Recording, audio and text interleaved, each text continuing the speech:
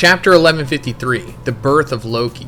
The chapter starts seeing Harald's childhood with Dori and Bragi. Harald was born strong and bigger than others, so he became very spoiled. One day, Harald saw a female giant named Ida captured and used as a circus show in a one-human town. So Harald destroyed the town and released her. Ida had freckles on her face and thick lips, so she also had a ponytail. She's very different from the women Oda usually draws. Ida says, "Who are you?" And Harald says, "Oh, no need for thanks. I'm the king of Elbaf after all. Can't let them make fun of my homeland." Suddenly, Ida slapped Harald very hard in the face. Harald was in shock with a very funny face, lol. Turns out that Ida was saved by the humans of that town when she was shipwrecked, so she was working with them willingly all along.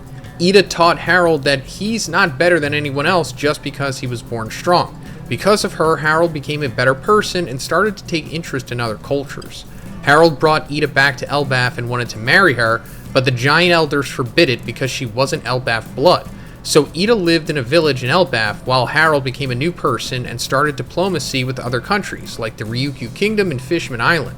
Some years later, Ida gave birth to Harald, but Harald was arranged by giant elders to marry Estrida, the daughter of a high-positioned giant. Okay, so I guess that clears it up. We went over these spoilers yesterday, but we're getting like the full summary here, of course. But I thought maybe Harald's mother, Ida, would have been like half Buccaneer or something that made her special other than just being a giant not from Elbaf, which is interesting. I thought all giants come from Elbaf, but I guess they don't. I guess there's some sects of giants out there that just don't exist in Elbaf. I mean, I guess that's understandable. But yeah, we're also seeing that this woman actually wasn't captured, but she was actually rescued by these humans.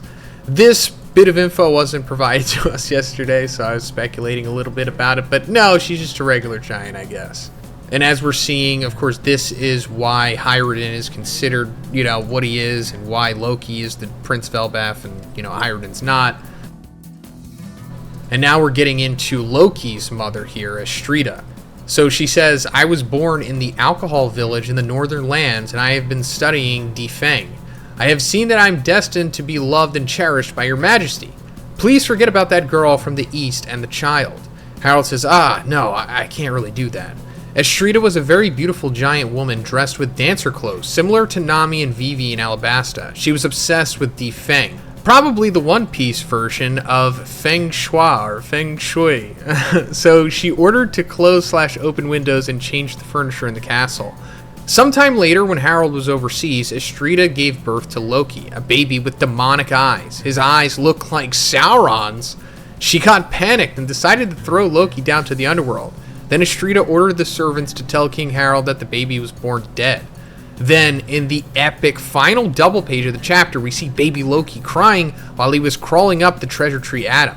Baby Loki was very injured because he'd fought against some of the beasts from the underworld. But first, given my demo, I'm sure there's a lot of aspiring programmers out there. Well, you're in luck because today's sponsor, Boot.dev, can help you with that. With Boot.dev, you can learn back-end web development from start to finish in the Python and Go programming languages. Because the smartest way to learn code is to make sure you're never bored so that you can, actually stick with it long enough to reach your goals. Because you can't learn to code without actually writing a lot of code and building real projects. With Boot.dev, you'll earn XP, levels, achievements, and complete quests to get a top spot on the global leaderboard. All the content is free to read and watch in guest mode, but a paid membership unlocks all the interactive features like hands-on coding, AI assistance, progress tracking, and game elements. Programmers have an amazing earning potential. According to Stack Overflow, the median salary for back-end developers in the US in 2023 was over $100,000. So guys, go to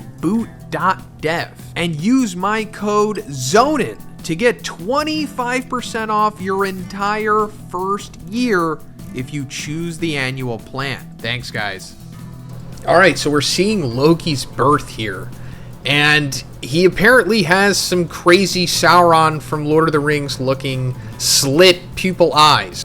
We talked about these yesterday, and I still don't know what this could be. It's definitely something significant. And I'm sure this is the reason why Loki wears the bandages over his eyes, because of like this, I don't know, trauma that he's received from this moment. Because his mother, Astrida, just straight up threw him off the tree, like Spartan style. And Loki just survived.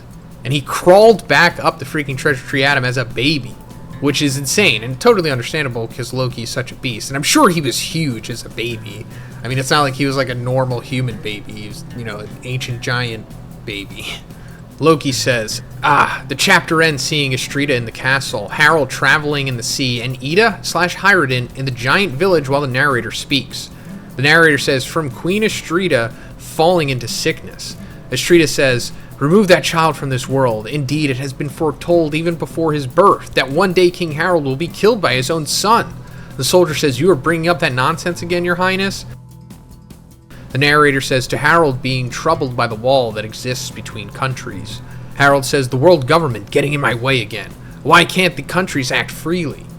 Ida says, he's your little brother, isn't he? Wouldn't it be wonderful to meet him? Oh, the baby. Harald says, he's not my brother. He's not mommy's kid. Ida says, aw, everything you say is so cute. The narrator says, every disaster that befalls Elbaf from these moments onward is credited as part of Loki's curse. End of chapter, break next week.